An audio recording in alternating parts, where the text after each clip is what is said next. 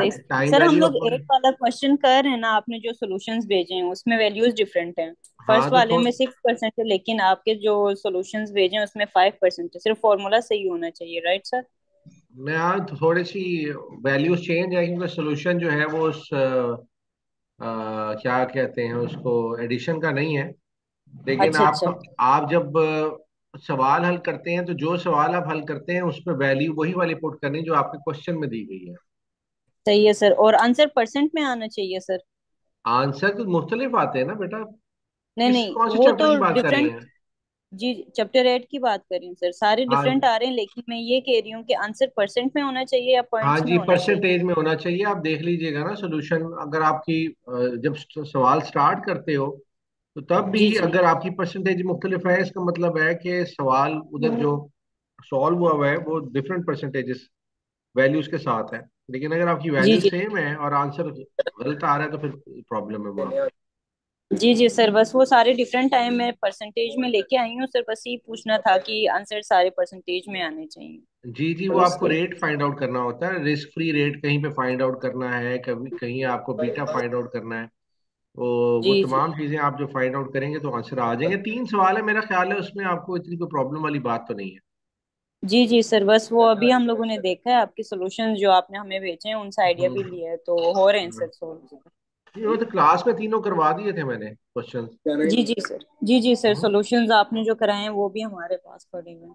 ठीक हो गया तो फिर आज का सेशन किस चीज के ऊपर करना था आप लोगों ने बताएं ताकि मैं उसको स्टार्ट करूं। सर चैप्टर 8 के दो क्वेश्चंस दोबारा कराते हैं, और चैप्टर 5 के जो एंड वाले क्वेश्चंस हैं उनका कराते हैं सर। चैप्टर 5 के बिल्कुल एंड वाले 41 का करा दें। Chapter number 5।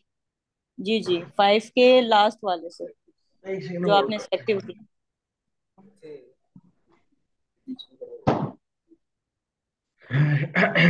चैप्टर नंबर 5 का। एंड में जो आपने सिलेक्टिव हमें दिए हैं सर। अच्छा अच्छा, मैं क्वेश्चन करवा देता हूँ। सर चैप्टर मार्क्स कब तक लगेंगे सर? मार्क्स कल लग जाएंगे इंशाल्लाह। कल मैं लगा दूंगा सारों के ना मार्क्स। Okay sir. अच्छा जी, कौन सा सवाल कहाँ तक किए हुए हमने? एक मिनट सर, मैं बताती हूँ। बताओ। एक minute. Value of a mix stream वाला sir. Value of a mix stream. जी जी सर, 28 जो आपने सिलेक्टिव हमें करवाया था। बेटा ये लहदा लहदा बिग स्ट्रीम की निकालने एट द, इसमें कौन सी मुश्किल चीज है? सर और एक पहले वाले स्टेटमेंट में हम लोग कर रहे हैं ना इसको, बिल्कुल हम लोग लाइक डाउनवर्ड कर रहे हैं, फिर नेक्स्ट वाला जो हम सोल्यूशन कर रहे हैं उसको अपवर्ड कर रहे हैं, मतलब इनवर्स कर रहे हैं। तो उसका जो एन हमारा है उसमें हम लोग 2 3 1 पता नहीं वैल्यूज में हम लोग लिख रहे हैं। अच्छा, क्वेश्चन नंबर 28 है value of a mix stream, यही बात, यही जी सवाल है। फॉर जी ईच जी ऑफ द सर। जी mix streams of cash flow shown in the following table, determine the future value at the end of the final year. If जी deposits जी। are made into an account paying annual interest 12%, assuming that no withdrawal are made during the period and that the deposits are made at the end of each year, at the beginning of each year. दोनों चीजों में बताना है कि अगर start में हो जाए और at the end of each year हो जाए। 1 2 3 4 5। अच्छा जी, 5 साल है। जी और जी। ये हम 5 इयर्स की जो है वो टाइमलाइन बना लेते हैं। यहाँ पे आपका 1 आ जाएगा, ये आपका 2 आ गया, ये आपका 3 आ गया, ये आ गया 4 और ये आ गया 5। अच्छा जी, 3 कैश स्ट्रीम्स हैं। कैश स्ट्रीम है आपकी ए, और उसके बाद कैश स्ट्रीम आपकी बी, और उसके बाद कैश स्ट्रीम आपकी है सी। ठीक हो गया जी। कैश स्ट्रीम का वो कहता है, सबसे पहले चीज कहता है eight the beginning of each year. Beginning of each year का मतलब है कि साल के स्टार्ट में, साल के स्टार्ट में एट द पॉइंट यानी कि 0 पॉइंट पे उसने कहा कि आपने स्टार्ट कर दिया। ठीक हो गया जी। जब आपने 0 पे स्टार्ट किया ना तो पहली पेमेंट जो है आपकी 900 की यहाँ से स्टार्ट होगी, दूसरी पेमेंट है 1000 की, वो यहाँ से स्टार्ट होगी, और तीसरी पेमेंट है 1200 की, वो यहाँ से स्टार्ट होगी। ये मिक्स स्ट्रीम है। तो 3 पेमेंट्स हैं आपने eight the end of the fifth year इस पॉइंट के ऊपर जाके आपने इसकी वैल्यू जो है फाइंड आउट करनी है। इतनी आपको अंडरस्टैंडिंग है? ये आपको अंडरस्टैंडिंग है इतनी इसकी? जी जी सर। ठीक यस हो गया? सर। यहाँ पे अगर आप देखो तो जो 900 है, वो 900 हमारे पास कितने साल के लिए डिपॉजिट रहेगा? वो ये एक पूरा साल, दूसरा साल, तीसरा साल, चौथा और ये पांचवा साल। ये 5 साल के लिए हमारे पास जो है वो डिपॉजिट रहेगा। ठीक हो गया? तो 900 की वैल्यू को हम कितने, इसके लिए एन कितना होगा? एन हो जाएगा इसका 5। Okay, okay. ठीक हो गया? हम 900 को N5 के ऊपर सॉल्व करेंगे। उसके बाद 1000 जो है उसको भी N5 के ऊपर हम सॉल्व करेंगे, ओ सॉरी 4 के ऊपर सॉल्व करेंगे। ठीक हो गया? ठीक है sir. Eight the end of first year है, उसके बाद 1 2 3 4 4 ईयर्स के ऊपर हम एन को सॉल्व करेंगे। ये आपके लिए सेकंड आ गया। और उसके बाद 1200 को हम कितने साल के लिए सॉल्व करेंगे? ये सेकेंड ईयर के एंड पे है, तो तीसरा, चौथा और पांचवा 3 ईयर्स के लिए हम इसको सॉल्व करेंगे। ठीक है, समझ आ रही ठीक हो गया जी? और 1200 को हमने किया सॉल्व N3 के लिए। ठीक है। ठीक हो गया? सारा फॉर्मूला वही है। कौन सा? प्रेजेंट एफ क्या एट नाम है? 1 + r future × n value is equal to present value into 1 plus + I n। Power N. ठीक हो गया? ये अब जी आपने फॉर्मूला इस्तेमाल करना है और इसमें एन आपने चेंज कर देना है। ये आपके लिए eight the and, sorry, at the beginning of each year का ये फॉर्मूला है। ठीक हो गया? एट द ठीक एंड है। Of eight the end of each year के लिए देखें, आपकी पहली पेमेंट आ रही है 900 के एंड पे, दूसरी पेमेंट 1000 की आ रही है सेकेंड ईयर के एंड पे, और तीसरी पेमेंट 1200 आ रही है आपकी थर्ड ईयर के एंड पे। ये है जी at, sorry, at the end of each year का। इसके ऊपर लिख देता हूं, at end of each year,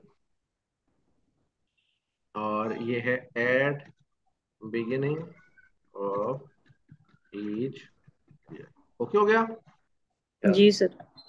चल नहीं लेके चल, सॉरी। ठीक हो गया? ये 900 आपने डिपॉजिट किया, 900 की आपने एन जो है वो आपका हो गया कितना? ये एन हो गया इसका 900 के लिए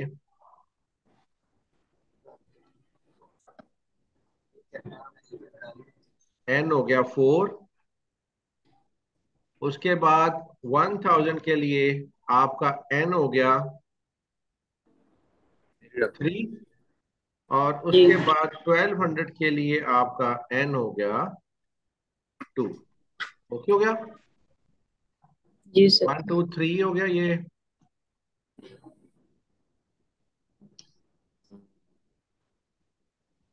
और आखिर में 1200 के लिए आपका एन हो गया है ये 2। तो यहाँ पे भी आपने सेम फॉर्मूला इस्तेमाल करना है और अब आपके पास फ्यूचर वैल्यू आ जाएगी। ओके हो गया? ए निकल आया? जी जी। बी? जी सर, जी जी निकल आएगा। ये at the end of each year और at the beginning of each year. ये एट द बिगिनिंग में नीचे है और एट द एंड है जो है वो ऊपर हमने निकाल लिया। ओके हो गया? अब इसके लिए ये देखें जी, ये मैंने इसको कट किया और मैंने यहाँ पे पेस्ट कर दिया। सॉल्व करेंगे ना सर, अभी याद नहीं। अब आ गई बारी आपकी बी की। बी के अंदर जो है आपकी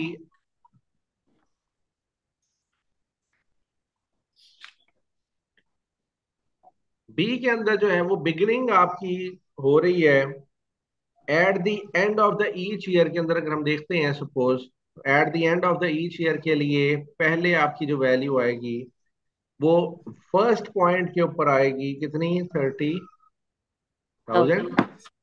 फिर आ रही है 25,000। फिर उसके बाद आ रही है 20,000। उसके बाद आ रही है 10,000। और लास्ट में आ रही है 5,000। तो ये जो वैल्यूज है ना eight the end of first year पे आ रही हैं। अब यहाँ पे 30,000 के लिए जो एन होगा वो एन हो जाएगा, 4। एन हो जाएगा 4। उसके बाद 25,000 के लिए एन हो जाएगा 1 2 3, 3 हो गया। फिर 20,000 के लिए एन हो जाएगा 2। और फिर यहाँ पे 10,000 है, इसके लिए एन हो जाएगा 1 होगा। 1। और ये जो 5,000 है ये एज इट इज अमाउंट आ जाएगी। ये हो गया। जी सर। रेट याद रखना, रेट जो है ना वो इसका 12% है। ओके हो गया। अब यहाँ पे हमने ये किया था at the end of each year, ये है at end of each year. अब आ जाएगी बारी at beginning of each year. Beginning of each year के अंदर आपने 0 पॉइंट पे जाके 30,000 को डिपॉजिट किया। फिर फर्स्ट के ऊपर आपकी पेमेंट आई 25,000 की। फिर यहाँ पे आ गई 20,000 की। फिर आ जाएगी 10,000 की। फिर आ जाएगी 5। 5। इसमें आपने देखना है अब आपके लिए एन कितना हो जाएगा। ये 30,000 किया, 1 2 3 4 5, एन इसके लिए 5 हो जाएगा। 25,000 के लिए एन 4 हो जाएगा। 20,000 के लिए एन 3 हो जाएगा। इसके लिए एन 2 हो जाएगा। और इसके लिए एन 1 हो जाएगा। इसको आप पूरा साल जो है वो डिपॉजिट करके रखेंगे। ओके हो गया। अब जी सर। अल्टीमेटली जो जो अमाउंट्स आएंगी ना उनको सारों को हमने एंड पे ऐड करना है। ओके हो गया। सही है सर। सही हो गया। यही जी टाइमलाइन हम सर। उठा के नीचे लेके जाते हैं दोबारा से थर्ड पॉइंट के लिए। यहाँ पे थर्ड पॉइंट के लिए अगर हम देखते हैं एट द एंड और एट द बिगिनिंग के लिए, eight the end of each year यानी कि पहले साल के एंड पे आपने 1200, दूसरे साल के एंड पे 1200, तीसरे साल के एंड पे 1,000 और चौथे साल के एंड पे 1,900 आपने कैलकुलेट किया। और इसमें अगर बिगिनिंग की बात करें तो यहाँ पे 1200, फिर 1200 यहाँ पे, फिर 1,000 यहाँ पे और 1,900 यहाँ पे। इसके अंदर एन देखते हैं हम, ये आपके सामने उसी तरीके से एन निकल आएगा। वही जाना है यहाँ से। क्या हो गया, इसके लिए कुछ एन नहीं है, सर। सवाल थोड़ा लंबा है। सही है सर। सही। 1 2 3 4, एन इसके लिए 4 है। इसके लिए एन है 3। इसके लिए एन है 2। इसके लिए एन है 1। और अगर हम बात करेंगे इसकी तो यहाँ पे एन हो जाएगा इसके लिए 5। जब एन 5 हो जाएगा तो हम ये तमाम वैल्यूज कैलकुलेट करेंगे। और at the and question number part number A जब हमने सॉल्व करना है ना, इसका इसका जो आंसर आएगा ना, इन तीनों वैल्यूज को ऐड करके हमने लिखना है। फिर यहाँ पे इन तीनों वैल्यूज को हमने जो फाइनल आएगा उसको हमने ऐड करके अमाउंट लिख देनी है 12% के हिसाब से। ओके हो गया।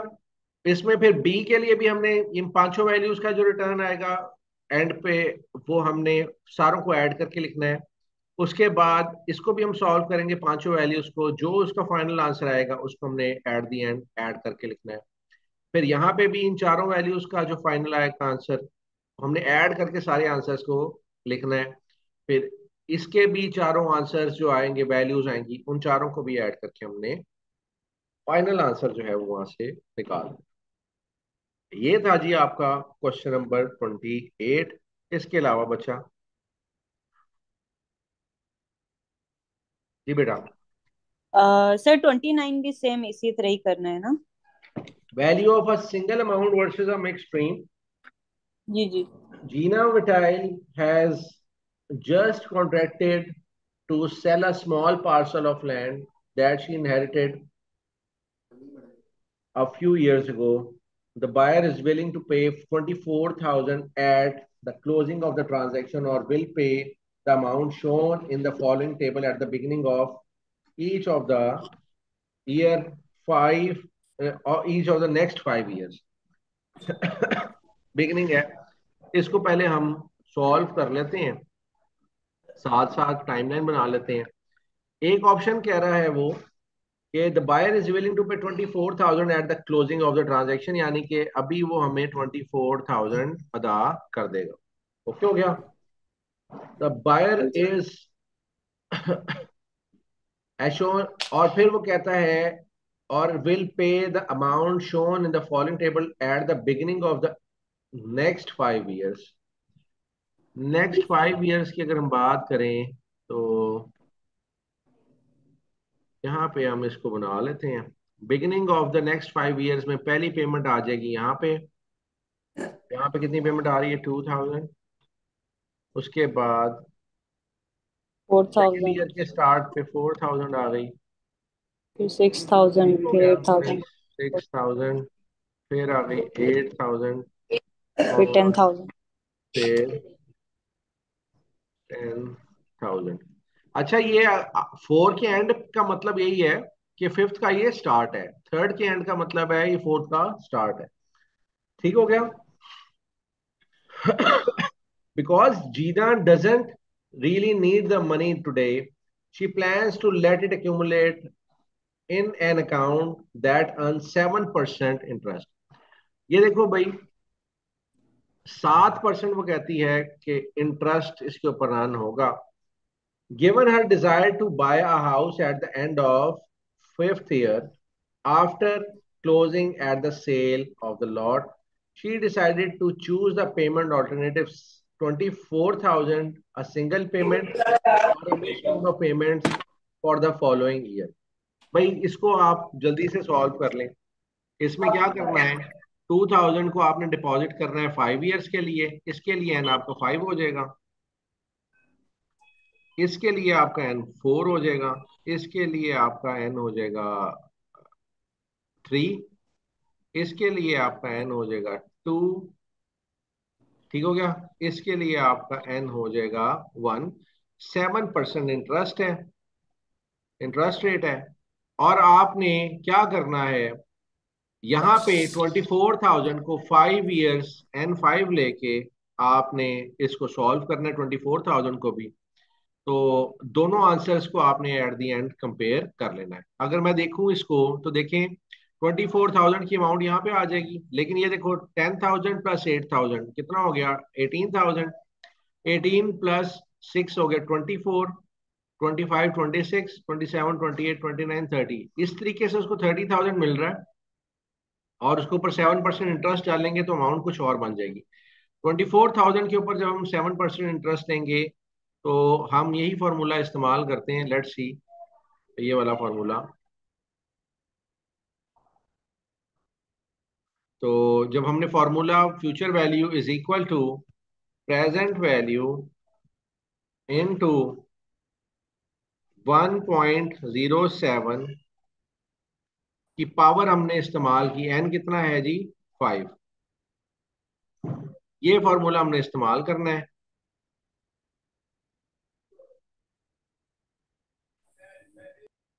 एन की पावर 5। हाँ,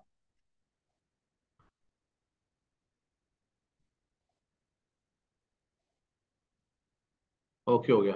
ये 33,661 बनता है, जरा चेक करें बेटा, इतना ही बनता है। यस सर, इतना ही बनता है। अब हमने जब ये 33,661 एक वैल्यू आ गई है, अगर 24,000 को डिपॉजिट करें तो 33,661 बनता है। अगर हम दूसरी अमाउंट देखें तो ये देखो 10,000 जमा 8 18, 18 6 24, और ये सारा मिला के 30,000 वैसे ही बन जाता है। लेकिन हम इसको फाइंड आउट करते हैं। लें जी 2,000,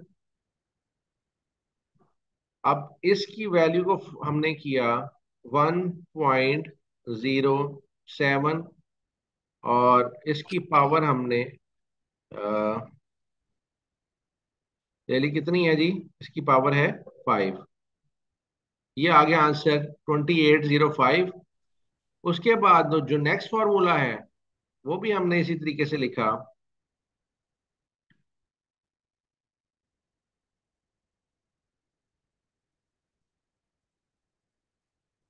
वो है जी 4,000 इंटू 1.07 XY, ये कितना हो जाएगा जी, 4, ये आ गया। फिर 6,000 इंटू 1.07 की पावर हमने ले ली, कितनी, 3। फिर आ गया जी 8,000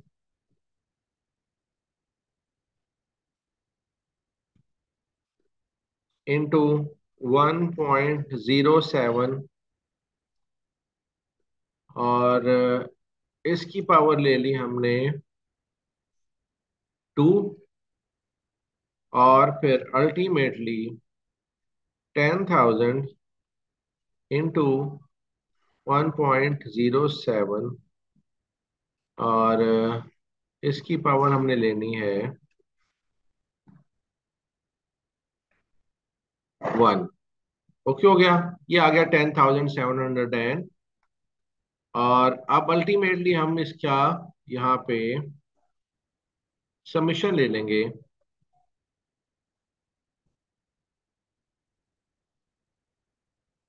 ये आ गया 35,257। तो सवाल ये था कि जब ये 5 साल का पीरियड खत्म हो जाएगा तब उस बीबी के पास कितने पैसे होंगे। 1 2 3 4 5, ठीक हो गया। तो दो अमाउंट्स उसके पास आ रही हैं। यहाँ पे जो 24,000 की अमाउंट उसने ली है उसका आंसर आ रहा है थोड़ा सा कम, 33,661 आ रहा है। और other on the other hand, जो थोड़ी अमाउंट्स लेके उसने 5 अमाउंट सेपरेट ली हैं, उसका आंसर आ रहा है 35,000।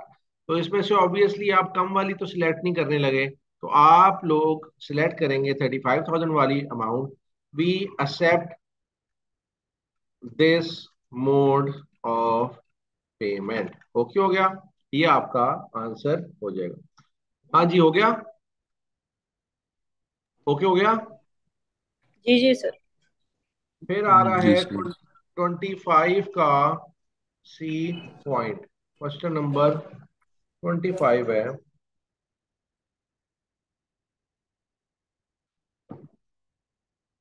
कहते हैं value of an annuity versus a single amount. इसमें है on a strictly economic basis at approximately what earning rate would you be indifferent between the two plans।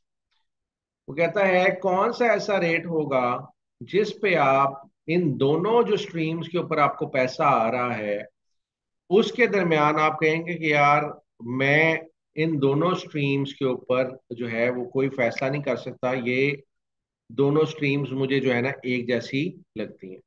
तो ये हमने इसका आंसर क्या क्या आए हुए हैं क्वेश्चन पार्ट नंबर ए और पार्ट नंबर बी का। जी बेटा,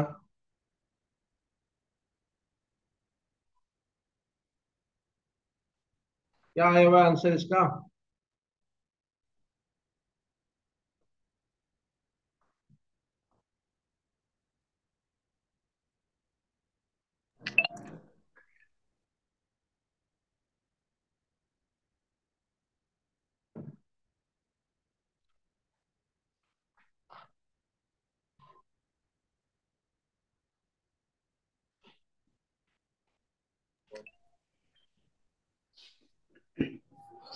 ये सवाल सो कहता है सवाल ये कहता है कि 40,000 रुपया जो है, सॉरी, $40,000 आपको 25 साल तक मिलेंगे eight the end of each year. ठीक हो गया।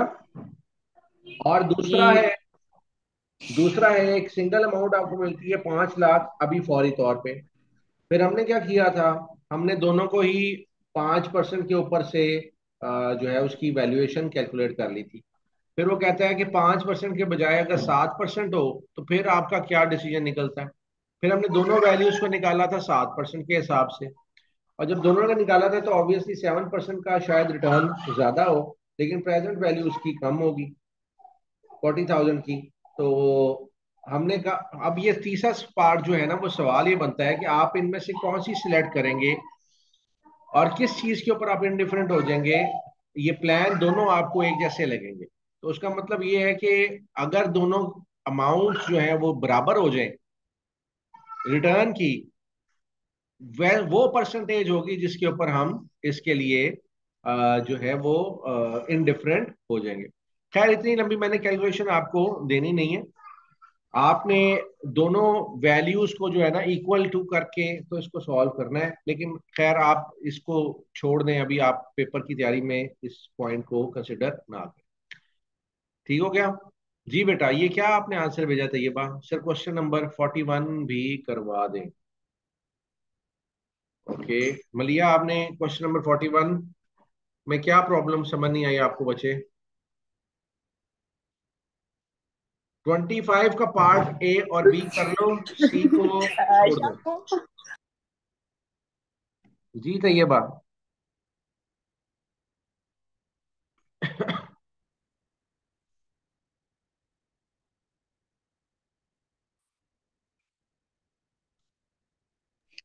अच्छा तो 25वें के ए और बी का आंसर था।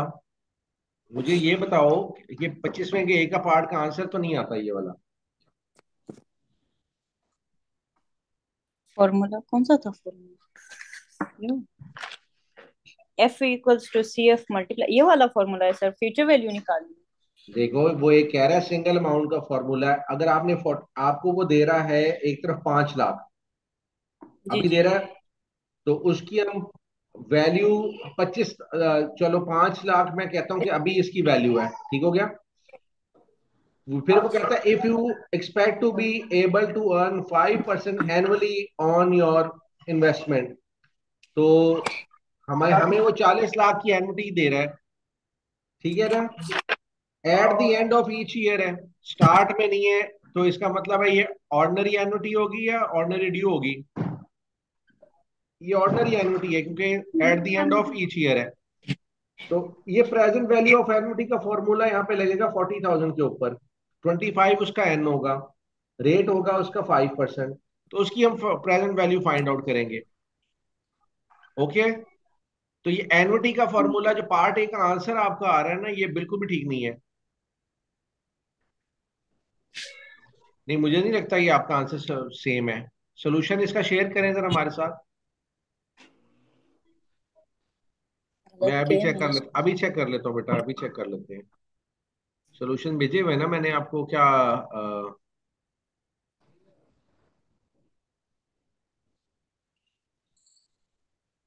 टॉप। ये तो तकरीबन मैंने क्लास में भी करवाया है।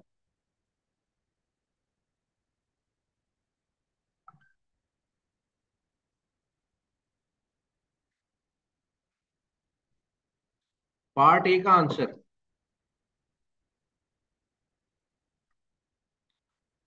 N25, I is equal to 5%, payment है जी 40,000। 5 6 3 7 5 7 आगे आपका 75 लिखा हुआ है, जो इसको बना देता है 56,375। 56,375 नहीं है, ये 5,63,000 है। तो इसका मतलब है मैं ठीक कह रहा था कि ये आंसर आपने गलत दिया। At 5% taking the award as an annuity is better. The present value is 563 compared to receiving 5 lakh as a lump sum. अब वो यही कह रहा है कि अगर आप 5 लाख लेते हैं तो 5 लाख कम है, अगर वो एन्युटी ले लेते हो तो उसकी प्रेजेंट वैल्यू जो है वो ज्यादा बनती है, वो 5,63,000 बनती है। आपको क्या करना है, आपने दोनों सालों का डिफरेंस निकाला तो 63,757 का डिफरेंस निकला, जो कि काफी कंसिडरेबल अमाउंट है। आप फौरी तौर पे करेंगे कि ऑप्शन जो एन्युटी वाली है उसको सिलेक्ट कर लोगे। पार्ट बी के अंदर क्या कर रहा है वो, पार्ट बी में 7% के हिसाब से निकाल रहा है। तो 7% के हिसाब से जब उसने निकाली तो उसने बनाया है कि एन्युटी की जो वैल्यू बनती है वो 4,66,160 बनेगी, जो कि कम है 5 लाख से। तो आप अगर 7% के हिसाब से करोगे तो फिर आप लमसम पेमेंट को जो है वो एक्सेप्ट कर लोगे कि लमसम जो 5 लाख है वो आपको कबूल है। फिर तीसरा पार्ट वो कह रहा है, view this problem as an investment of 5 lakh to get 25 years annuity of 40,000।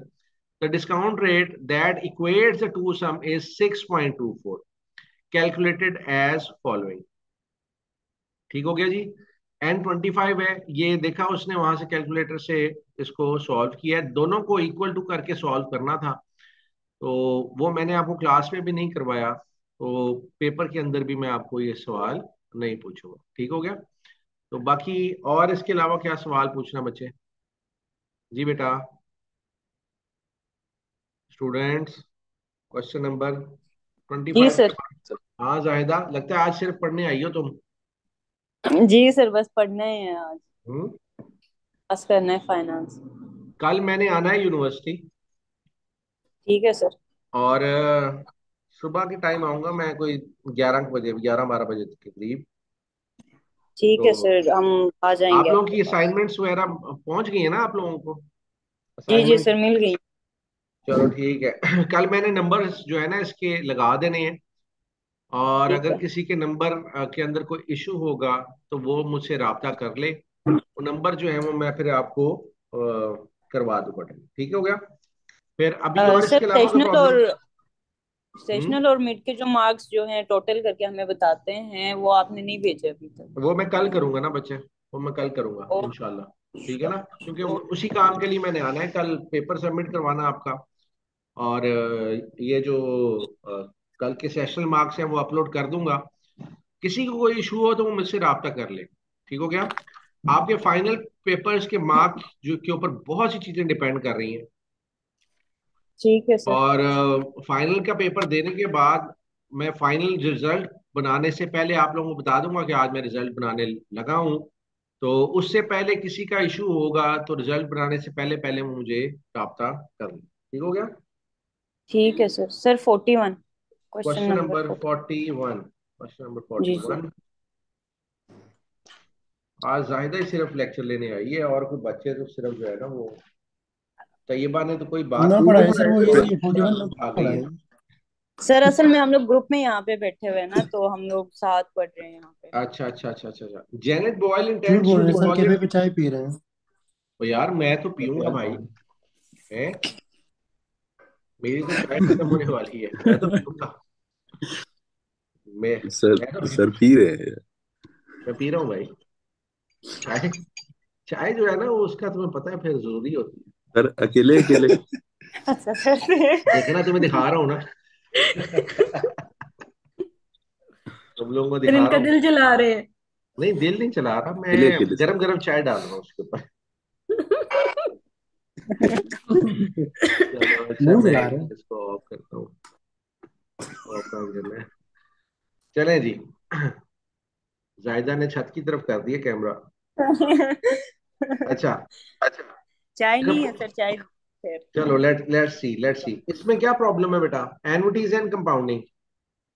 Sir 41 तो बिल्कुल समझ नहीं आ रहा। अच्छा क्यों, इसमें क्या मसला है? सर इसमें समझ नहीं आ रहा कि लिखा हुआ ही क्या है। हम्म। चलो let's see, let's read it out. ये मेरा ख्याल है अ, नेक्स्ट